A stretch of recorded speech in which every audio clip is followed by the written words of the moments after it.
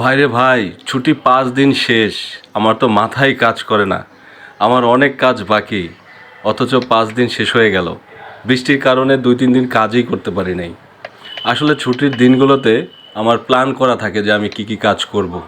আপনারা শুনলে অবাক হবেন, ছুটির দিনগুলোতে আমি কখনোই সকালবেলা দেরি করে ঘুম থেকে উঠি না।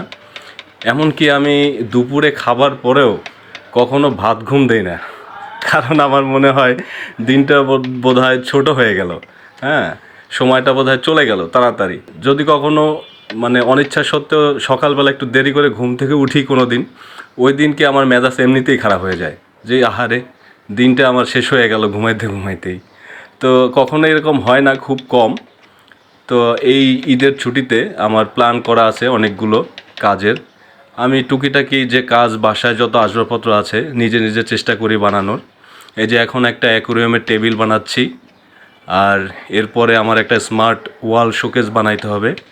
একদিন হইলো আমি কাঠ চাচা চাচির কাজ করতেছি, একটা লোক নিছি সাথে। আমার ছোট বাগান আছে, সেখানে কাজ করি। মানে ছুটির দিনগুলো আমি সারা দিন কোনো না কোনো কাজে ব্যস্ত থাকি। আমি সবচেয়ে বেশি মানে খুশি যে এতে করে আমার যে সহধর্মিণী রয়েছে, সে কিন্তু আসলে কখনো রাগ হয় না, সে আর উৎসাহ দেয়। আমি নিজের হাতে যে জিনিসগুলো তৈরি করি সেগুলো পেয়ে অনেক খুশি হয়। Thank you my dear life partner, and thank you everyone for watching. তো বন্ধুগণ, ভালো থাকবেন, ভালো রাখবেন। ধন্যবাদ।